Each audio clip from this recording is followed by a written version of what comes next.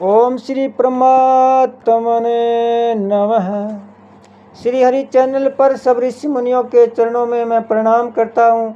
सब संत जनों के चरणों में मैं प्रणाम करता हूँ। सभी मेरे देशवासियों को प्यार करता हूँ, स्वागत करता हूँ। इस वीडियो को आप अंत तक सुने। इस वीडियो को सुनने वाले मेरे देश के हर कोने में घरों में बैठी माताएं, बहनें और भाई को नमस्कार करता हूँ।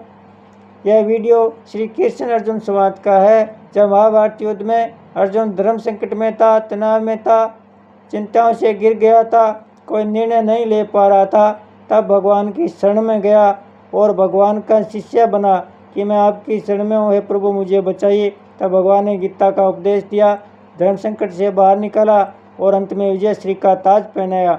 इसलिए यह वीडियो सुनने मात्र से ही मानसिक तनाव, चिंताग्रस्त, शारीरिक तनाव से मुक्ति मिलेगी। इसलिए आप सब श्रोतागण से मेरी विनती है कि सुप्रभात में पुण्य का भागीदार बनकर जन कल्याण में अपना सहयोग दें। वीडियो को ज़्यादा से ज़्यादा सब्सक्राइब करें, लाइक करें, शेयर करें। अब भगवान क्या कह रहे हैं कि जो भगवान को संपूर्ण योगों का भोक्ता और मालिक न मानकर देवता आदि का सकाम भाव से पूजन करते हैं, उनकी गतियों का वर्ण आगे के श्लोक में भगवान कहते हैं, यान्ति देवव्रता देवान पितृयान्ति पितरव्रता भूतानि यान्ति भूतेजा यान्ति मदाजिनो यपि ममे। सकाम भाव से देवताओं का पूजन करने वाले शरीर छोड़ने पर देवताओं को प्राप्त होते हैं। पितरों का पूजन करने वाले पितरों को प्राप्त होते हैं। भूत प्रेतों का पूजन करने वाले भूत प्रेतों को प्राप्त होते हैं, परंतु मेरा पूजन करने वाले मुझे ही प्राप्त होते हैं। व्याख्या। पूर्व श्लोक में भगवान ने यह बताया कि मैं ही संपूर्ण योगों का भोक्ता और संपूर्ण संसार का मालिक हूँ, परंतु जो मनुष्य मेरे को भोक्ता और मालिक न मानकर स्वयं भोक्ता और मालिक बन जाते हैं, उनका पतन हो जाता है। अब इस श्लोक में उनके पतन का विवेचन करते हैं। यान्ति देवव्रता देवान, भगवान को ठीक तरह से न जानने के कारण भोग और ऐश्वर्य को चाहने वाले पुरुष वेदों और शास्त्रों में वर्णित नियमों, व्रतों, मंत्रों, पूजन विधियों आदि के अनुसार अपने अपने उपास्य देवताओं का विधि विधान से सांगोपांग पूजन करते हैं, अनुष्ठान करते हैं और श्रोता उन देवताओं के परायण हो जाते हैं। गीता 7वें अध्याय का 20वां श्लोक, वे उपास्य देवता अपने उन भक्तों को अधिक से अधिक और ऊंचा से ऊंचा फल यही देंगे कि उनको अपने अपने लोकों में ले जाएंगे, जिन लोकों को भगवान ने पुनरावृत्ति का 8वें अध्याय का 16वां श्लोक। 23वें श्लोक में भगवान ने बताया कि देवताओं का पूजन भी मेरा ही पूजन है, परंतु वह पूजन अविधि पूर्वक है। उस पूजन में विधि रहितपना यह है कि सब कुछ भगवान ही है, इस बात को वे जानते नहीं, मानते नहीं। तो देवता आदि का पूजन करके भोग और ऐश्वर्य को चाहते हैं, इसलिए उनका पतन होता है। अगर वे देवता आदि के रूप में मेरे को ही मानते हैं, उन भगवत स्वरूप देवताओं के कुछ भी नहीं चाहते, तो वे देवता तो स्वयं मैं भी उनको कुछ देना चाहता तो भी ऐसा ही कहते कि हे प्रभु आप हमारे हैं और हम आपके हैं। आपके साथ इस अपनेपन से भी बढ़कर कुछ और भोक्ता श्रेय होता है तो हम आपसे चाहते भी और मांगते भी। अब आप ही बताइए इससे बढ़कर क्या है। इस तरह के भाव वाले मेरे को आनंद देने वाले बन जाते हैं, तो फिर वे तुच्छ और क्षण भंगुर देवता लोगों को प्राप्त नहीं होते। पितृयान्ति पितृव्रता, जो सकाम भाव से पितरों का पूजन करते हैं, उनको पितरों से कई तरह की सहायता मिलती है।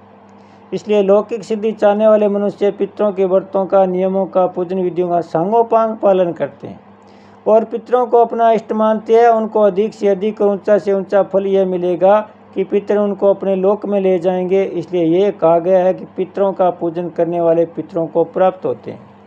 भूतानि यान्ति भूतेजा, तामस स्वभाव वाले मनुष्य सकाम भावपूर्वक भूत प्रेतों का पूजन करते हैं और उनके नियमों को धारण करते हैं। जैसे मंत्र जप के लिए गधे की पूंछ के बालों का धागा बनाकर उसमें ऊंट के दांतों की मणियाँ पिरोना, रात्रि में शमशान में जाकर और मुर्दे पर बैठकर भूत प्रेतों के मंत्रों को जपना, मांस में या महान अपवित्र चीज़ों से भूत प्रेतों का पूजन करना आदि आदि।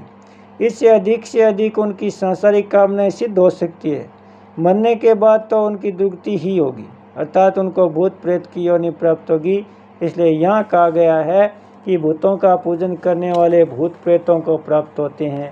यान्ति मदाजिनो अपि मामे, जो अन्य भाव से किसी भी तरह मेरे भजन पूजन और चिंतन में लग जाते हैं, वे निश्चित रूप से मेरे को ही प्राप्त होते हैं।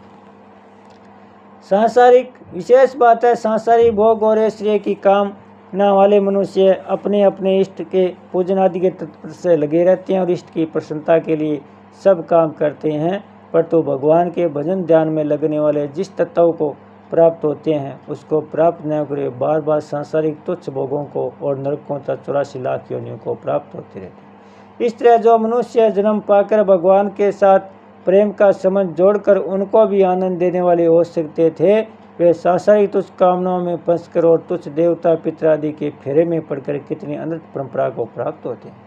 इसलिए मनुष्य को बड़ी सावधान से केवल भगवान में लग जाना चाहिए।